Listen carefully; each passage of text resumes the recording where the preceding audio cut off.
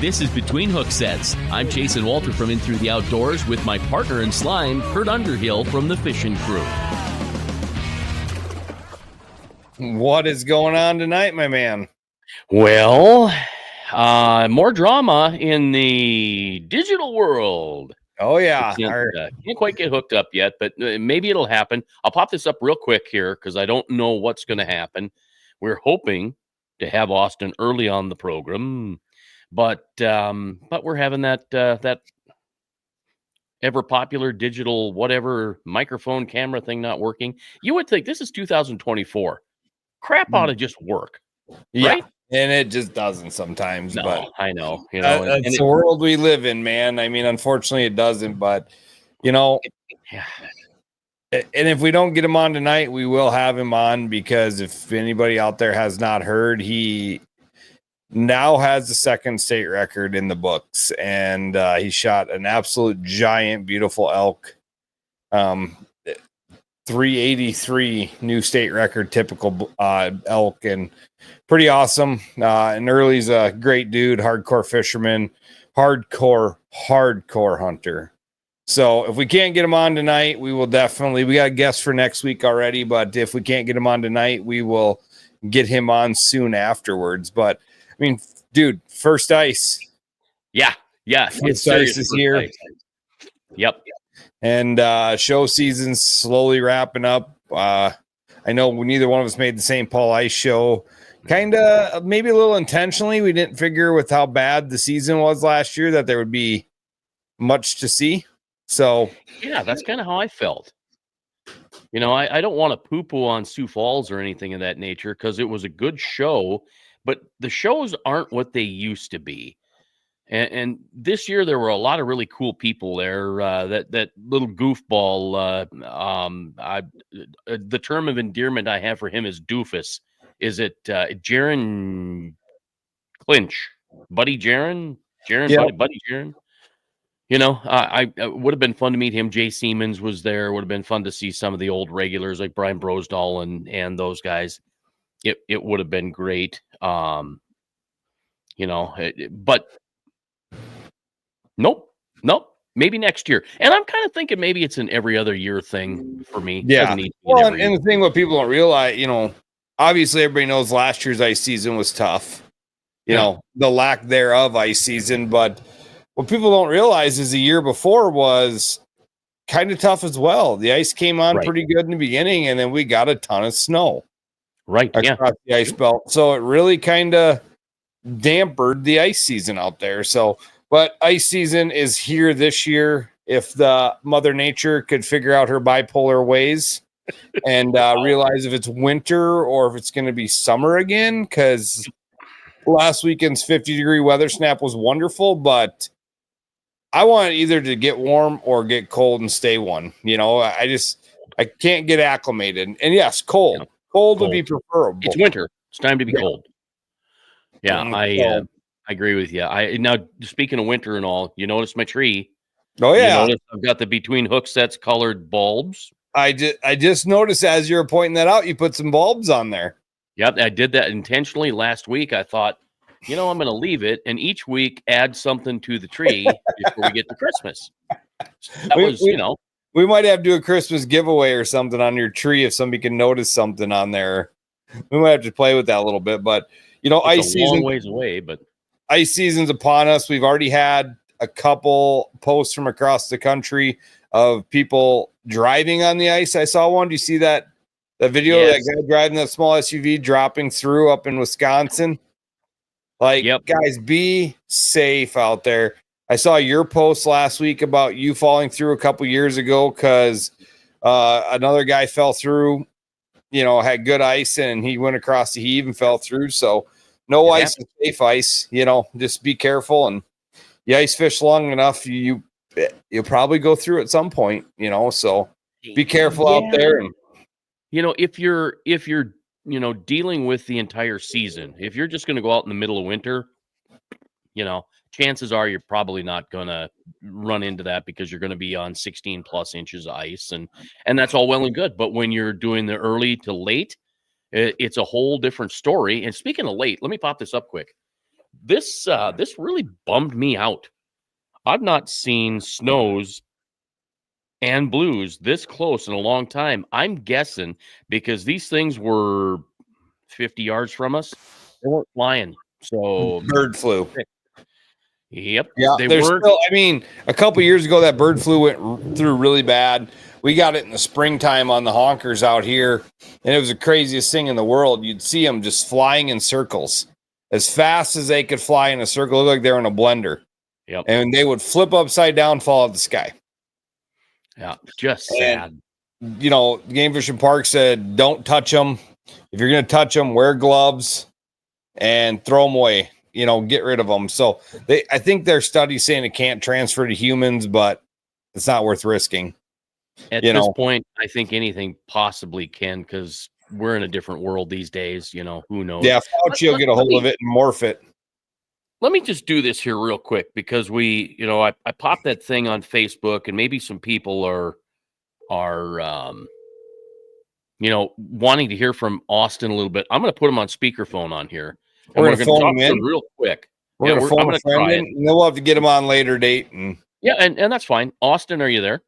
I am. All right. So I just got you on the speakerphone on the podcast here, because I just, as long as we've got you and got people's attention, we'll have you on again, and we'll make sure that everything works. So I'm popping up a picture right now of you and this massive elk. Congratulations, by the way. What a beauty, and a state record.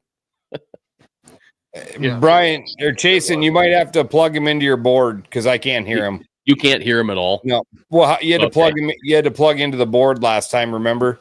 Yep. I thought maybe you'd be able to catch him on the speakerphone into the microphone here, but maybe it's not loud enough. So you know what, Austin, I'll just let you go, because I think last time there was another issue there too, where Ron could hardly hear Kurt. So we'll get it figured out, and we'll get you on the show. We just wanted to get you on and say, hey, congratulations. Thanks for trying to hook up here. But we'll show some pictures of your elk again here. And then, of course, your state record deer. So, Austin, congratulations to you. I'll let you go, and we'll chat again later. Thank you. All right. Thanks. Yeah. I thought maybe you'd be able to hear because we do that at the radio station. All I do is put the speakerphone right up to the... I could hear him very faintly, but it wasn't. Yep. It wouldn't have made a good show. So I don't know if tonight's going to make a good show, but we can talk about what's coming up. So obviously completely drew a blank. The schedule is out for the fishing crew. Yeah, right. Except 24 hours of ice. Where are you at with that? I need to probably pull a trigger on it here soon, but last year I had that out there and had a bunch of people signed up, and I hate canceling it, but I'll say we'll do it. Let's figure out a weekend. You're going to make an executive decision. Yeah, and just say, you forced me into it, so I'm blaming you. That means you have to be there. So, okay. When are you going to do that, in September? Yeah, September. No, we got big things coming in September, but no, big change for the 25 season is Cedar Shores is now a 2-day event. There's no day 2 option. There's no 1 day. It's a straight up 2-day event. So we're working on a few more details to add the fall brawl that we did this year into the series, and then have the team of the year be a 4-event series. So trying to work out dates on that final one with the sponsors and stuff like that to make it all work. They want to go into October. I really want to do it that like 20 something of August, the weekend before Memorial Day weekend. Do that, and then get that one there, because that was a lot of fun, and we'll keep that the same structure, 3-man event. And Stockman's Livestock's Fall Brawl will be probably a bigger, badder thing every year, and that was a fun event. So we'll try to get that one going. But yeah, fishing crew is going to be hot. Registration comes open as soon as that ball drops on New Year's Eve, and I don't, if I'm going to tell you right now, don't sleep on signing up for any event, especially the Governor's Cup. Last year, it was 9 days with 200 teams. Got a feeling it's going to be faster. if we get too fast, we're going to look at, what we can do to, I don't like to guarantee spots, but I also don't like to lose some of the big names or big names or sentimental names that have been part of the Gov Cup longer than I ran it. So we don't want to really get down that road of losing some of those bigger names out there, but yeah, it's going to be a fun 25 season.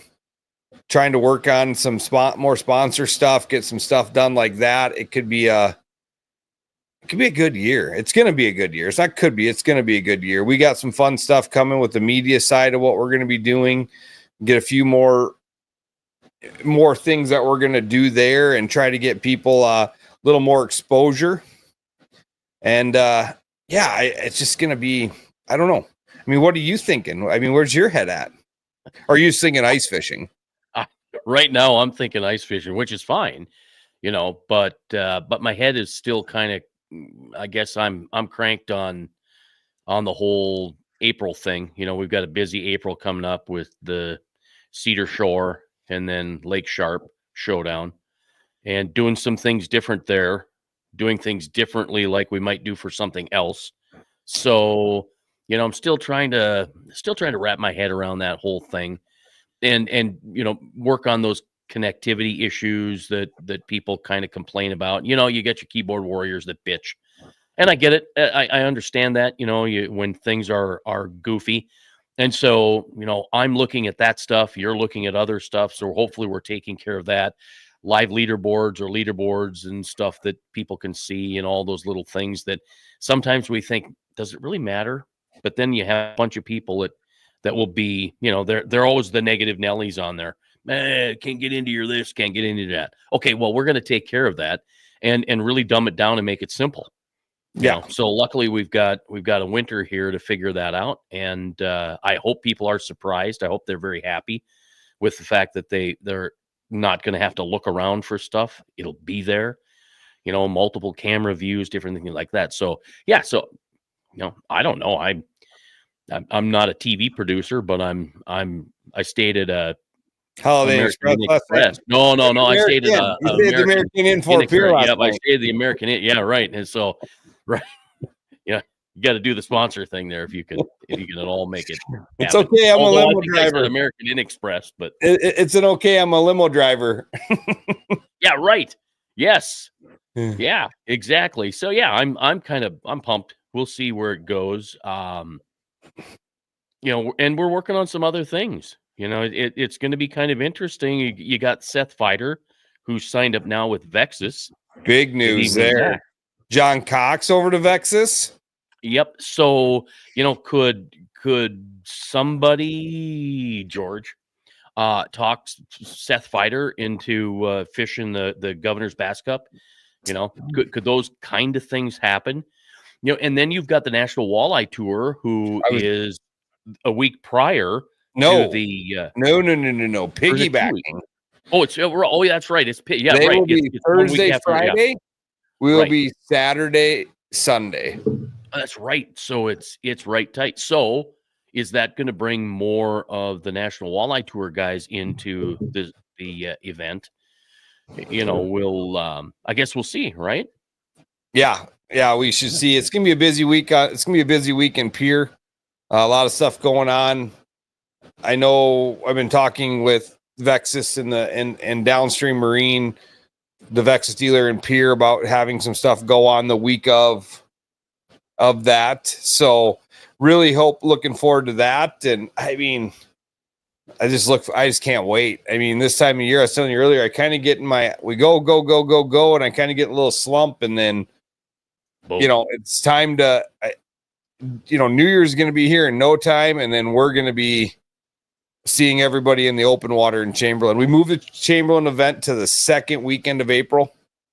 We dodged a bullet last year, the year before. Mm-hmm. I don't know how many people know we were chainsawing ice down there in the bay to get it open. So we moved to the second weekend. Hopefully we don't have a hard winter. They got all the new docks done. So hopefully we can get through there and have a lot better setup. Looking forward to that. And Yeah, Pike Masters. We're still working on dates on Pike Masters. Easter's really throwing a wrench in the mix in April. Yeah, that does mess things up a bit. It's really kind of throwing a wrench there, but there's gonna be a lot of fun, exciting things.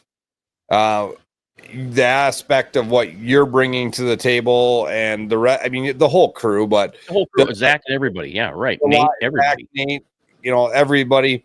Hopefully going to be debuting something very big for the fishing crew coming. Boy, I hope so. Sooner than later, because no. That one's coming too. So 2 big things, but too big. Okay, we're working with Team Lodge on designing a brand new stage trailer. Right. So that's going to be a big improvement for the fishing crew coming up. We don't have to set up docks and get a lot nicer setup. And I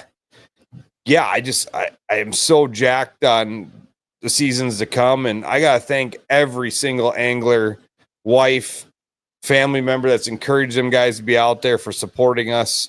And, it's really, really blown up. This will be year 17 for me. Yeah. And, they always say in business, if you can make it 5 years, you made it. Well, we made it 5 years, hit a slump. And I think I hope we don't see slumps anymore, but you never know. You never know what comes. And I think it's going to be a great, great future for the fishing crew. And I think we're building the right team and the right sponsors. And I can't thank all them sponsors enough. American Shields, Vexus Boats, Team Lodge. Tanner and the crew over there has just unbelievably helped us out. Just incredibly for the last couple of years. DeVille Wagner Real Estate got some great things coming up with that crew. Mega Lithium, Zach has just been a godsend, not only in sponsors with this battery company, but just being at every event and helping us. Yeah, I can't wait. I can't wait for what the future is going to hold. So Precision Fishing, man, I can't forget about Trent. Trent has been probably my longest sponsor. He literally, anything I need, that man is there to help us, and just great. And I could go for 10, the Outpost Lodge. Brandon and the crew at the Outpost Lodge has just, from housing to food to hosting events, everything Brandon does there is that fall brawl. If you guys missed it last year, Stockman Livestock Fall Brawl. They literally, Greg Reichen and the crew, they rolled out the red carpet. $5,000 out of money from First National Bank in Sioux Falls. Steaks. I'm going to mess up that name of the company that donated all the steaks. We had shirts for everybody, $450 entry fee, 3-man teams. Everybody walked away with a steak, $5,000 added cash, shirt. Greg had shirts made. It was one of the coolest. It was so much fun. And looking forward to adding that. And, just everything has just got me excited for 2025. Yeah, I'm excited to start 2025 down in Fort Worth, though. Yeah, we got the Classic ahead of us. We're going to start 2025 in Wisconsin. Right. Some good news, big news there. We're teaming up. The fishing crew is going to be teaming up with the NPAA.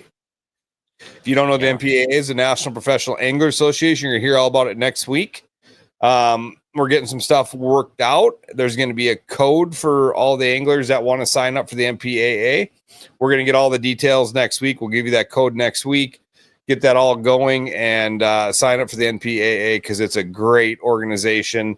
I learned a lot of stuff talking to the new incoming president. We're going to learn more next week about what they all have to offer, so I won't get too far in the weeds there.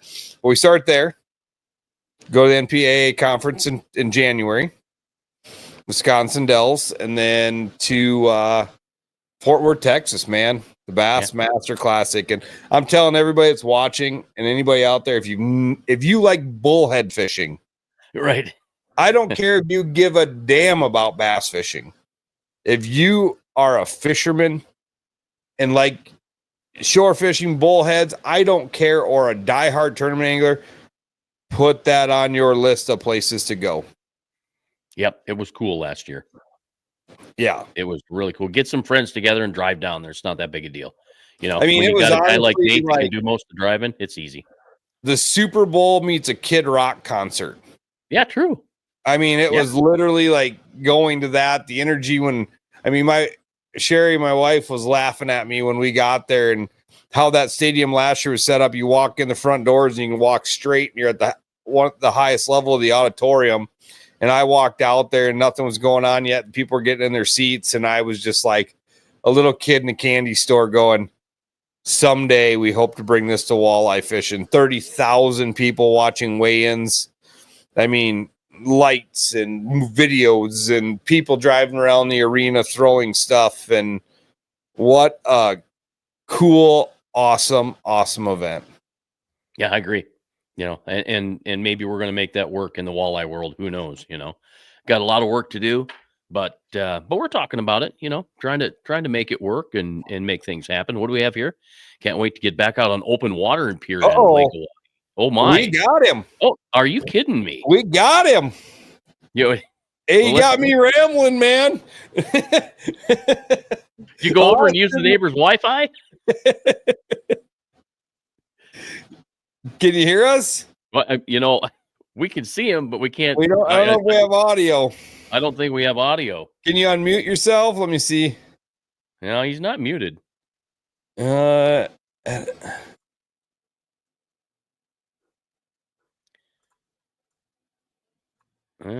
don't have any audio from you, Early. Other than that, no audio, but we sure got the video. He's been working, man. Early's. It's just, hey, good thing we got all these new graphs. Early can start figuring out technologies. Yep, right. We're gonna pop him. Oh, you got your mic muted. You got to unmute your mic, Austin.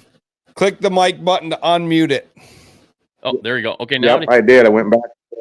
Boom. There we go. Boom. There you are. We got him. So look at that. Look at that.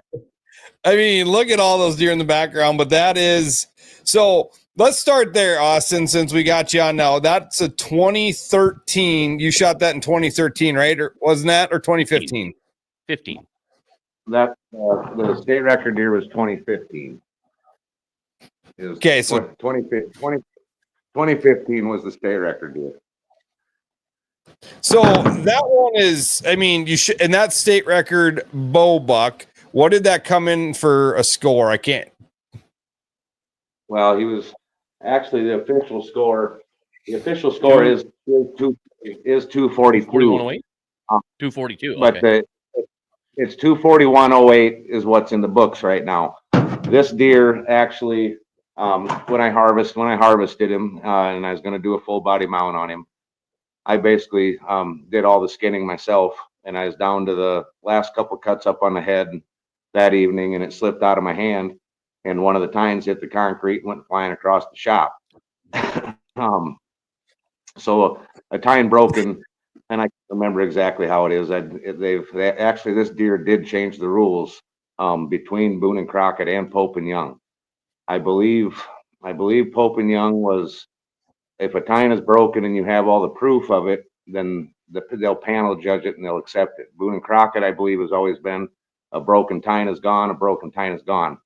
But this deer, just having all the video and the pictures before that tine broke, and then going through that process, Boone and Crockett actually changed their rulings now to where if you have enough evidence that they'll allow it. So it did come back at 242, but in the books it's 241.08. That's cool. I mean, awesome. How mad were when that? I mean, I know Early pretty damn well, but there had to be some. Oh, there was a lot of things getting thrown around, hitting shop walls for quite a while. So you just made you made a 33 pointer into a 32 pointer just like that, right? 32 and a half. Yeah. time, I didn't think I could afford to lose an inch, but I was okay losing an inch, I guess. Yeah. So, a guy like guys are,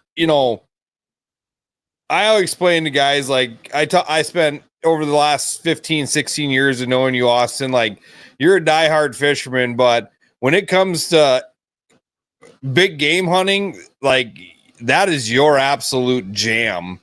And you kind of just like I don't even talk to you in the fall because you are just gone into the headlights after these things. I mean, you put in hours and hours of work to get these big animals.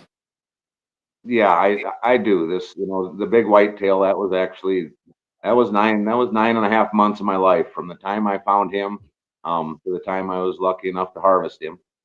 That's all I did was that whitetail. Eat, breathe, and sleep. That whitetail was all I did. So I put in a lot of time, a lot of work getting after that whitetail. It wasn't like this elk. This elk was a little bit more luck in this elk. It was the good Lord above had a lot to do with this elk for me.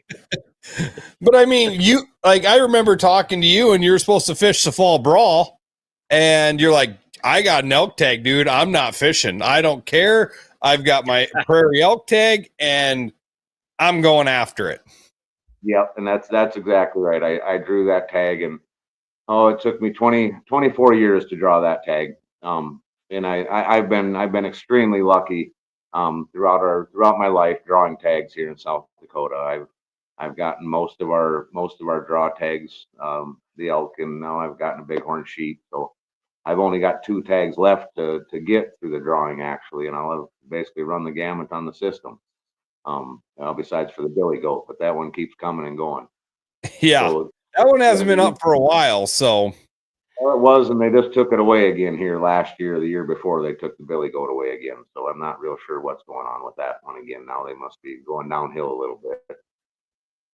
But I still have my archery elk in the hills, which I've got 16 years preference on that. So hopefully, maybe next 5 years, maybe see that one. And I've got a fighting chance in the Custer State Park. I'm sitting with 30 years preference on the Custer State Park rifle.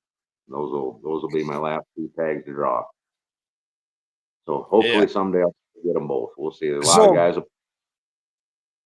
lot of guys haven't even drawn one, and you've got. I mean, I think the good Lord shines down on you just getting the tags. I mean, there's guys that haven't gotten one, but I got to bring this up. It's scrolling across the bottom of the screen, and you must like the 0/8 records because 241 and 0/8 and 330 or 383 and 0/8. Like you must love the 0/8. Like, well, he liked it so damn much he broke a tine off to get there.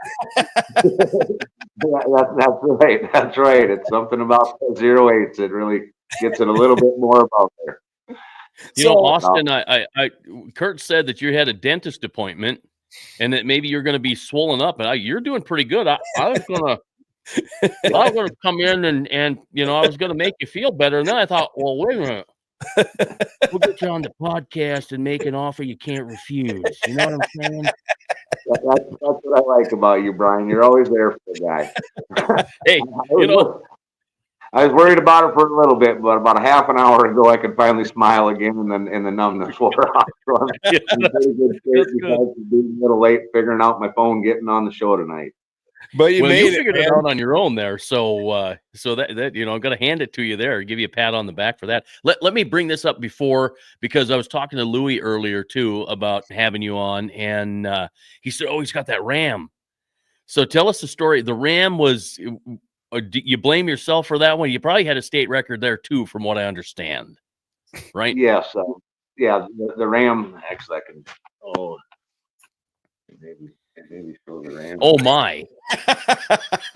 Where are you going to put the full body elk? Yeah, no kidding. And a wolf. The elk. It probably would have been a problem had I known exactly what I was dealing with that elk. You just got to cut a hole in the ceiling. You'll be fine. Yeah, when I had taken that elk, I knew I took one heck of an elk. I just didn't really, I guess, understand how good of an elk I took. The mass on that elk really threw me off. But yeah, back to the sheep. Back to the sheep. Oh, go ahead. Go ahead. I was just going to say, so how tall are you? I know you're on your knees here, but so, how that is that 6 feet off the ground from his nose to the top of that rack? I mean, is that 6 feet off the ground there? I guess I haven't really looked into that. Oh, okay. I haven't done that much. I don't know if you can see that. Yeah, that is unbelievable. Oh yeah, so there we go. Wow. Wow. Yeah. Oh, that thing's big. Yeah, you're not you're going to hang that low on the wall. That's the way that one's going to be. You don't get a choice. I'm going to have to. Yeah, or I'm going to have to cut some peeling out, I guess. A full body mount of it bedded up. There we go. Full body mount bedded up. I thought about that too. Had I known exactly what I had, I would have full body mounted it, I guess, and worried about what the heck I was going to do with it after that. But I'll still do the shoulder mount, and we still might maybe inquire a little bit, maybe about doing a full body mount. I guess the only thing I don't like about that, this bull was just absolute massive in the body too, and I don't think I'll ever be able to find another cape that's that big. So, but that's part of it that's gone. So just got to live with what you got. So you didn't even realize what you had shot on this elk until later on? Like, I mean, yeah, no, I did not. It was a long story. It actually happened pretty quick. I'd gotten the tag once I found out I drew the tag. I'd called a real good buddy of mine, Bob Stalley, in Pierce, South Dakota, and me and him have done a lot of hunting together and coyote hunting and tournaments, and he knows a lot of the good ranchers, big ranchers out west. So I was lucky to have his connections for that too. And we got a hold of a big rancher, and I had basically a 30,000 acre ranch that I was supposed to be going to. There's a little bit of confusion in that, I think, between the son that Bob and I were talking to and the son's father. I guess, long story short, another guy ended up out there before me, and which was completely fine. Beautiful ranch, great ranch, plenty of elk. But I'd missed the first weekend. Just talking with the fella that I was going out there. I guess the first weekend they were super dry out in that country. Our elk rut always normally starts in South Dakota the 16th of September across the state.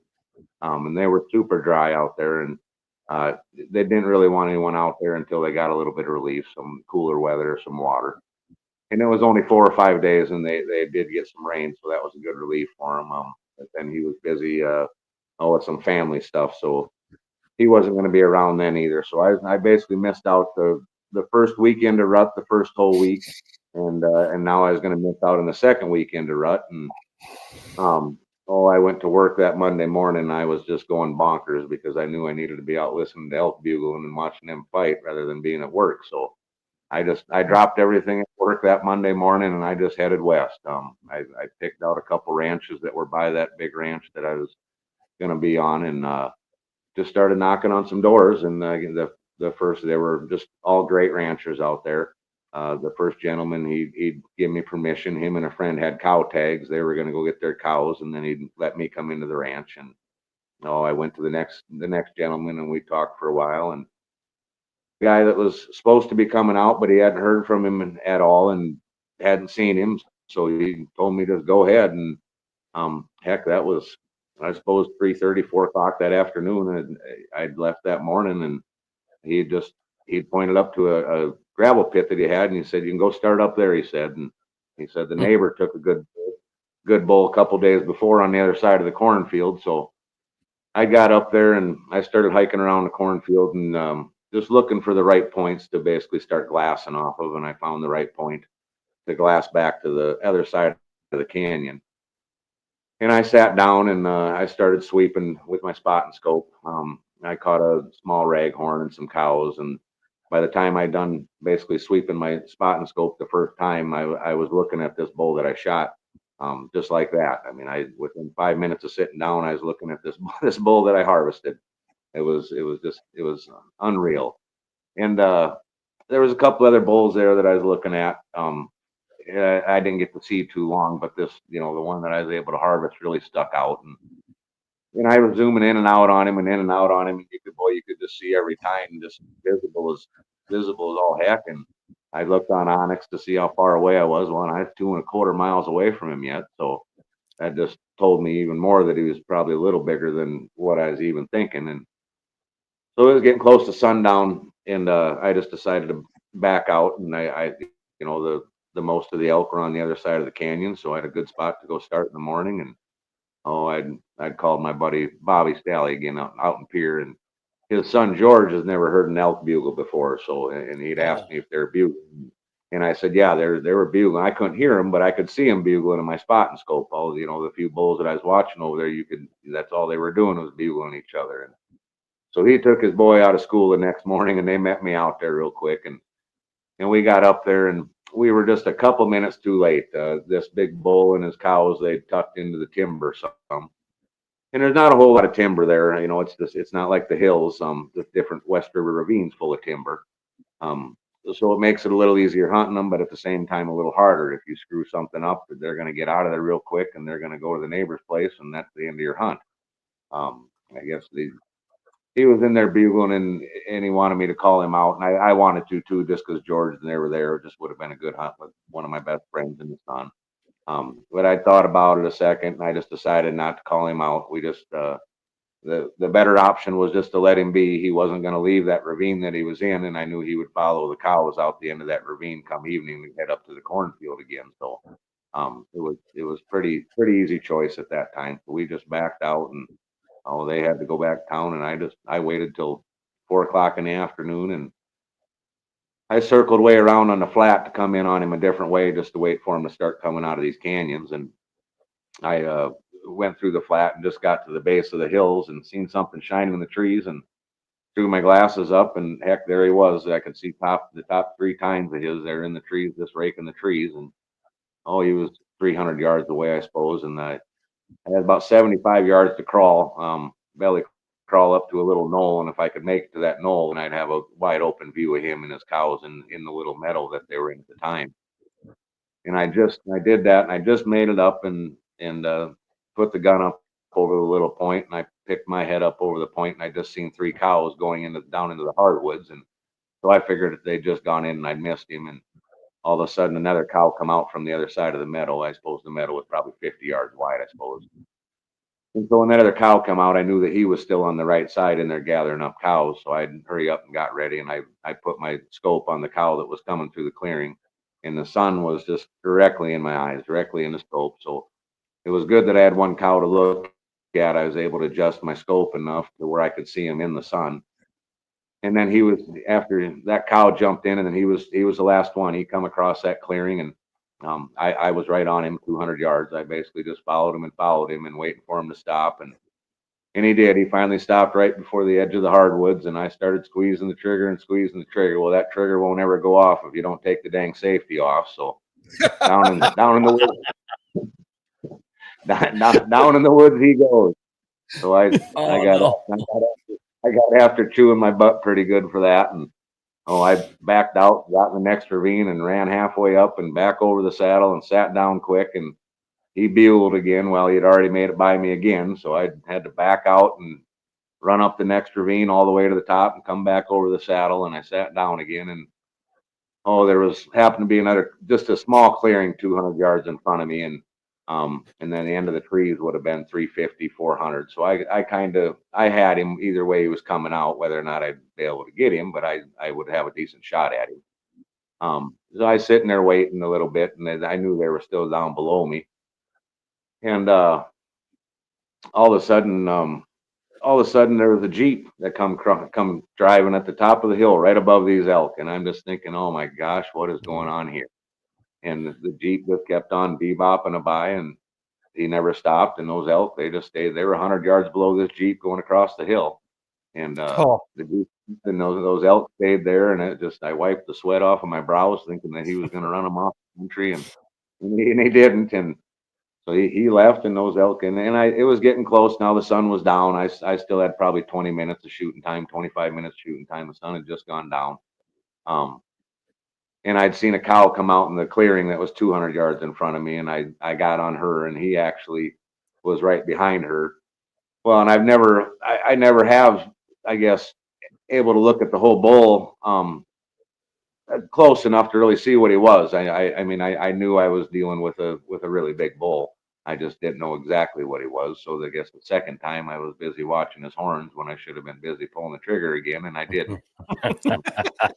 So he went back in the trees, and I chewed my own butt again, and then waited and waited for him to come around, and he finally come out again, and I knew that was enough messing around. He was a good enough bull to be hunting. So he come out at 300 yards, and we ended the night there.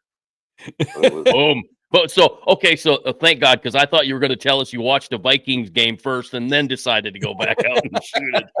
no, not quite that bad, but should have maybe had my head in the second time though.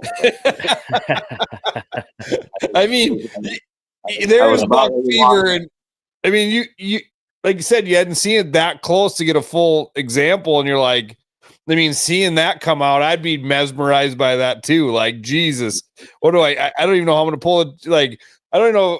I'd have been shaking behind you if I was with you, let alone, and I probably would have been staring at the rack, not even looking at the body like you. So that's, I get it. Yeah. Well, and this is, and I knew that drawing the prairie tag, anymore in South Dakota, of course, our Black Hills is full of magnificent elk out there. But our prairie has really stepped up over the years here. We have some giant bulls on our prairies. And I knew this would be my last opportunity in my lifetime to really go after a real big bull. So I had 3 weeks to a month basically prepared to do nothing but elk hunt and look for the biggest bull I could, which was sitting right in front of me. As soon as I got out there, I wasn't completely sure about it. So yeah, I kind of passed him up the second time, wondering if I needed to go look for something bigger. But when he come out the third time, I figured I better quit screwing around and just take the elk that was in front of me. And lo and behold, it just ended up being a lot bigger than I even thought he was. That's, you know what, that's a great story, because you were swinging for the fence on a full count. Yeah, right? Yep. I mean that's no other way to put it. Whatever, Yep. a little bull fever that you got the safety on, and then you finally do it. Jason Voss brought up a good question, or made a good statement here about the baby face, because it's been a damn long time since I've seen you without fuzz on your face. And so folks, this is what Austin generally looks like on any given day, but tonight he's looking like that, and I'm sure it's because you had a dentist appointment, right? I did 6 inches off the chin, so it wouldn't be in the dentist way today. So I'll leave like this for Christmas, and then we'll start over. There you go. But by Cedar Shore, he'll be full beard, and you won't even know who he is again. But I mean, and so obviously, look around your house. You got a lot of big deer, and you knew your bow buck was going to be something very, very special. I mean, you watched that for quite a few years, and you watch it grow up, and you have sheds from it. You get out there to elk when you don't see them all the time.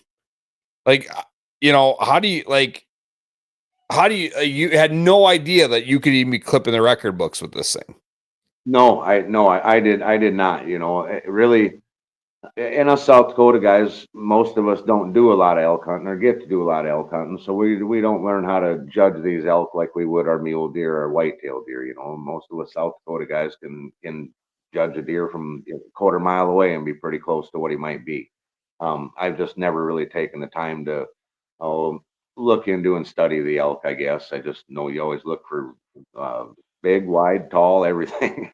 And I just, the mass really escaped me on this one. So it's that was the biggest thing with this one was just the mass on this one. It was just unbelievable. So you get the thing harvested. When do you realize, like, holy crap, I shot something spectacular? Well, I had to argue with a couple guys about that too. I had got him, and and I got him loaded up, and I come back to Pier or whatever, and of course my first stop was one of my best buddies, Bob Stalley again, and went to his taxidermy studio, and it was a giant elk. He was, I just had him in the back end of a 1/2-ton pickup, so his whole horns I had to ratchet strap in 4 or 5 places just to keep his head in the truck without flopping out, dragging off. And all he's thinking is, "Don't break again! Don't break this one!" Yeah, that's exactly what I was thinking.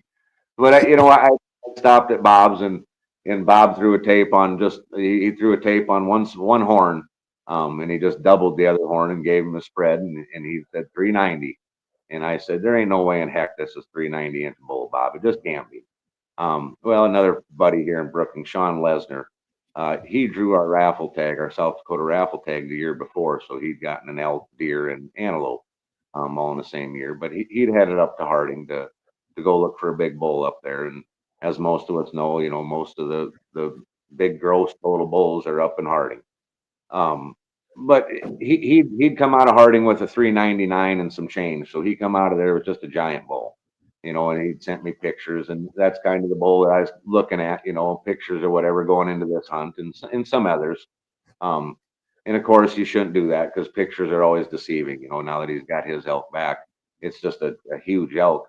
But the pictures made it look like it had a lot more mass than what he had, than what it actually has on him. And that's why I was really telling myself that my elk wasn't that big, because I just looking at his pictures of a 399, I just 390 bull. So I'd gotten back to town, and another fella and I were talking on the phone, and he says, well, let's measure it right now. And so I measured it, and he wrote down the numbers as I was measuring it. And I come up with 393. And I told him, there's still no way this is 390-inch bull. We're doing something wrong here. I just couldn't accept it, and I couldn't believe it. And so I went and talked to another friend that really knows what he's doing measuring animals. And he put a tape on it, and he come up with basically the same thing I did, 393 and 2/8 or something like that. I think the first time he did it. And so I was finally satisfied that with the score it was. I just wasn't believing it was that big as it was, and I wasn't taking that mass into consideration. And that the guys that knew more about elk were saying, yeah, that mass is just huge, and that's where it really pushed you up there was with the mass on that thing. So yeah. So when we talk numbers, yours was that's archery, right? Or no, you used. Yeah, the elk was rifle. The elk was rifle. Okay. But that's a state record typical buck. Typical. Right. Yes. So the non-typical is it 440 or 404? 411. 411. Okay. Yep. We have 2 listings in our South Dakota Boone and Crockett books for non-typical elk. Is that 411 and 408 is the 2 listings we have for our non-typicals. And we have 12 listings for our typical bulls, in our South Dakota Boone and Crockett. And Larry Miller back in 1980 had the record at 377. So I guess that bull stood for 45 years, dang near. So with that, is it all of the state or is that prairie? But no, that's Black Hills Fire District. That's everything. Yeah. Those open young, they don't divide anything out. It's a state by state. Man, it's truly amazing. I mean, you've got a state record whitetail, you got a state record elk, you probably have a state record ram sitting there. Let's get back to this ram, because I heard this story the other day when I called you up and said, are we just going to change the record book to Austin Earley? And when are you going to start catching fish to get in that book? I'm going to have to slow down on the hunting and try and remember how to do a little more fishing to get back into that thing. But no, the ram was something really special. I just, actually that ram, the third elk. I don't know where are we at here. Canyon. Another elk. It's only a 250, 260 elk. In 2010, me and my hunting partner Jared Cruz, we drew our first elk tags in the hills there, just out of the park, just regular Black Hills firearm. And in the same year we drew those elk tags. We had 14 years preference. We drew those, and I drew this ram tag with 4 years preference. So that was the beginning of that, and of course I had the ram tag, so that's all I cared about was that ram. I didn't have any into the elk or anything like that. The sheep. Oh heck, I think I sheep hunted for, what was it, 63 or 64 days. And then 60 or 64 days I hunted. I seen 52 different rams, I guess, in the 2 months that I was hunting out there. And I was ram, a 180-inch ram was a Boone Crockett ram. And there we lost him. I was wondering because he was cutting out on my end, but he'll hop back on here hopefully. Yeah, I'm glad that he finally got things working and we had a chance to talk to him tonight, because tonight ended up being great. We got a great story from him. What an incredible, I mean, that elk story. Wow. Yeah. Like I never heard that part of the story. Like I just knew he shot it, and and he is a state record. And I looked today, like Wyoming state record is like only 404 or something like that. So I was like, there we go. Must have got a phone call. No, it just went out. Yeah. So you hunted 64 or 65 days on your ram. Yeah. And I was looking for a 180, and I took it right to the end of the season. And I out of the 54, 56 rams that I seen, basically there was only 2 with their lamb tips, and that's not the ones you really look for when you're sheep hunting. They'll broom off their lamb tips and they'll get thicker at the end. Well, a sheep is all about its mass from its tips to its bases. But I like the way they looked with their lamb tips on them. And I just couldn't find a 180, and I only had, I think, 4 days left to basically sheep hunt. And there was a couple more that would have scored more than the one I harvested. But like I said, I really like the looks of him with the lamb tips. He was sitting up in the horizon, and he had his head back, and the tips were up in the clouds, and it was just a beautiful ram to look at. So yeah, I ended up going after him, and I got him. And he was a 168-inch ram, so yeah, a nice ram, but on the smaller side when you're talking bighorn sheep. And I was just tickled pink with that. And we come home, and I never looked into that record, just because I figured it was so much higher. I just never even bothered looking into that. And heck, it was 3 years, I think, 3 or 4 years later, I was talking to a fella about it, and I told him that, and he says, well, heck, you'd have the state record ram then. The state record Pope and Young ram is only 162 or 163 at the time. Oh. So I would have had him by a little bit, and of course our with the sheep, I can't remember the gentleman's name, come along and beat the world record out of our Badlands. Yeah. And I think there was a few other real good sheep that were taken out of the Badlands a year or two after that guy, and I'm sure a few of them were probably used with bow. I guess I didn't check that for sure, but I can only imagine that there's probably 2 or 3 of them that were bigger than this one with the bow that's on there. So I just never went back to I guess look into entering it. I was too late, so I don't feel like it should. I don't feel like it's proper. Yeah. To go back and read it. So I just let things alone. Well, and you know what you have. You know what you got, Yeah. so it doesn't matter. I mean, that's fine. And he's locking up a little bit. I was going to ask him. Let's see if he comes back. Yeah, I mean, I got a question for him. Hope he comes back, because I got a good question for him when he gets back in. Because I do too. I want to know when he panned across with the cell phone, was that a coyote, a wolf, or a German Shepherd mounted there? I think it was a wolf. Okay, that's what I thought too. But I'm like, everything was pixelated, and I wasn't quite sure. There was a picture on the internet today on Facebook that showed a coyote and a wolf staring down the same food on ice or snow or something of that nature. And it talked about, well, if there are coyotes around, there aren't any wolves. If there are wolves, there aren't coyotes, and here they are together. But it really goes to show you how massive wolves are. Coyotes aren't tiny, you know, they're fairly decent size, but then, you know, you look at a wolf and it's amazing. Yeah, they're the thing about like coyotes, I mean, they're gonna, you know, we got our, speaking coyotes, we have our Randy Rohde tournament this weekend. So if you're interested, go to the Predator Hunters Association's website, Randy Rohde tournament this weekend. So make sure you get signed up for that. I think we're going to be clipping 30 teams in that deal. So make sure you get in on that because that's going to be a fun weekend. But, you know, wolves, man, they kill for fun. Yeah, they kill for fun. And that is just that's a spooky deal. You know, I mean, they just kill to kill where, you know, a lot of the other predators, they don't kill to kill. You know, coyotes don't, you know, cats don't. Yeah, but they kill these guys things just kill to kill, you know, and that's just not a good deal for, you know, our ecosystem, you know, and there's people out there that think, oh, wolves are great. And right. No.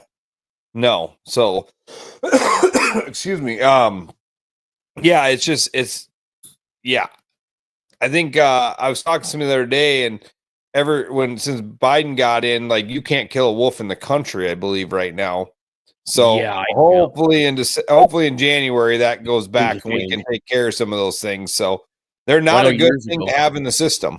You know, years ago, I'd called the GF&P and said, "Hey, is there a wolf around here in Brookings County? Because I'm finding wolf tracks." Nope, got to be a coyote. Well, okay, coyote tracks are about this big. Wolf tracks are about this big. And I'm like, nah, trust me, it's a wolf. You know, and so we never really did get a sighting of it. You know, we've got lions around here. There he's back. There he's back. So, and by the way, that big deer that if you're not from eastern South Dakota or you don't hunt, this deer actually came from home. It was a Brookings County deer. So Austin didn't even have to travel that far to get that one. No, I could hear the SDSU football game the night that I shot that deer. Did they win that night or lose? I don't think he remembers. I wasn't paying attention. It was still far enough off. I couldn't hear everything, but I could hear some of the game. Yeah, that's pretty cool. Hey, Kurt, I see Chris is on from Target Walleye and we've got minutes left. I want to talk about Humminbird quick, but you have a question that you wanted to ask. So Earley, like, did you get your interior decorating plans from Cabela's? Like, no. I'm still working on them. I'm still working on that.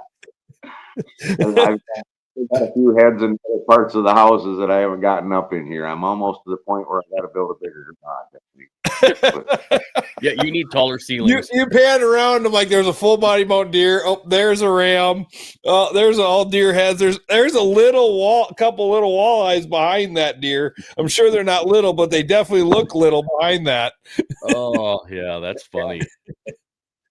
Yeah, show us the we were talking about wolves. I asked Kurt when you went away. I'm like, is that a coyote, a wolf, or a German Shepherd? Because I couldn't quite tell. It was pretty pixelated. Yeah, no, that's that wolf. That wolf there. Nice. Oh, look at that. That wolf there. I got him in Alaska, actually. What big teeth you have. Yeah. That's actually my second wolf. In Minnesota. When Minnesota opened up a season for wolves, we got lucky and drew a couple tags in Minnesota a couple times, and we were successful in calling wolves out of there. And I've got a couple friends up in Alaska that I like going up there, and it's supposed to be a yearly trip, and I haven't been there now since COVID, but it's really fun. The coyotes and wolves up there when I go are just it's unreal. It's something we're seeing. To see them in person. Yeah. Just amazing. Okay, so we don't have a lot of time left because we're bucking an hour here already, but it's been a great night. Don't get me wrong. Humminbird. Got the Omega 2. What was that? Said, I'm sorry we got cut off in the beginning and it wasn't longer, but no we're problem, good. man. I'm glad you worked through the struggles and jumped on because, man, I was looking forward to the story. And, you always hear the story. South Dakota Big Bucks has tons of pictures of this and you see this stuff, but to get the full story of the hunt, like we got the full story of the hunt. We got the real story, as we call it on here. And thanks. I can't thank you enough for sharing that. I mean, that's just incredible. And I know if I ever get lucky enough, I don't care if you're wheelchair bound, I'm pushing you out there to get me my elk. That's awesome. I'll go with you guys anytime you want. I love that. Anytime. All right, so the elephant in the room this week has been the new Humminbird, the Mega 2, and the Xplore. And I've read a lot of the comments, a lot of people asking stupid questions. And it just goes to show they don't know what they're doing and they haven't used their unit and don't understand it. That's fine. But I'm going to tell you, if you're going to spend the money on this stuff, then freaking use it and quit asking stupid questions. Go out, practice, use it, and get things done. And that's what you got to do. But Austin, where are you at with electronics? Are you? And I'm sorry, I should know your boat. Are you Lowrance, Humminbird? He's the Garmin guy. Garmin guy. Okay. Yeah. And that's all well and good. I've heard a few people say, well, here, the Humminbird finally has an answer to Garmin, and I'm scratching my head. I'm like, what the hell are you talking about? And I think the one thing that a lot of people don't know and understand is Garmin is elevated above what the regular average guy like me, if you've got the EcoMap, if you've got the 73, the 93, whatever is 92, if you've got the low dollar unit, you've got live sonar, but you don't have the live sonar that is it the 8616 or something. Tom Wynn has one. And you have the bigger screen where everything it's got the bigger processor. And I think that's where Humminbird's coming with Xplore and the 2.0. I think when we actually see what the screen looks like, a lot of us are going to absolutely drop a jaw because we're used to the slow processing and the graphics. And now Humminbird has elevated themselves beyond the simple. So it makes sense to me. I wasn't going to buy one. I'm going to go buy an Xplore unit. I'm going to get a 9-inch. I have 8610 and 8612, Chris. There you go. 80 there. Thank you, Chris. Appreciate it. So the 8610 and 8612. I've not experienced them. I've had a few people tell me what they look like, and I kind of scratch my head. Really? Because they really it's almost like monochromatic TV, from what I understand. So is that what Austin? What do you run? You run 8610s? No, I just run the SVs. I just regular. Okay. Yeah, the SVs, the 126 is the 106 is what I've been running. Okay. Yeah. The top of the line is going to be your 86 series or whatever. Those are going to be your top of the line for Garmin. Well, I mean, I suppose you can't afford it with all your taxidermy bills every year, right. So. Buying boats and then tackle and everything else. The fishing game's gotten pretty expensive over the last 5 years. So. You paid more in sales tax and stuff than right. That's amazing. That is really amazing.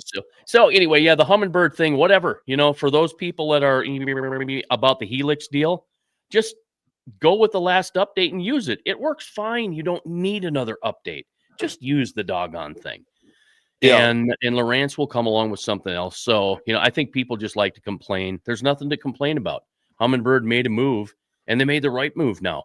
I changed my mind over the last few days because I researched it even more. I see the price points come way down. Originally, they were talking about the lower end, the 9 being a $2,200 unit. I think I saw it for $1299.99. I'm buying one. Done. So anyway, whether I'll catch more fish with it or not, I have no idea, but I'm going to swing for the fence, and bases are loaded and I don't even have a walk or a swing yet, a strike yet. So I'm good to go. Austin, Darn good to have you. What a great story. I'm glad that you and your baby face came on tonight because I've never seen you like that. And we got a story tonight that we never thought we were going to get. I thought we were going to have to pop up some pictures and kind of tell your story and wait another week or 2 or 3. And nope, we got it tonight. Early Christmas present. Thank you. Appreciate it. Thank you guys for having me. Yeah, right. hey man. I rambled in the beginning about the upcoming season, so fast forward past that to get to the good stuff. But yeah, I mean, thank you, man. I look forward to seeing you. Is there a chance I get to see you this weekend? Are you figured out if you're going to come hunt this weekend at the Randy Rohde contest? No, we're not. I really wanted to, but I talked to my partner, and we can't get the right ranches. So Jason Boss says you'll have a full beard by morning. That's funny. It might be a couple days. It's probably pretty close. I love it.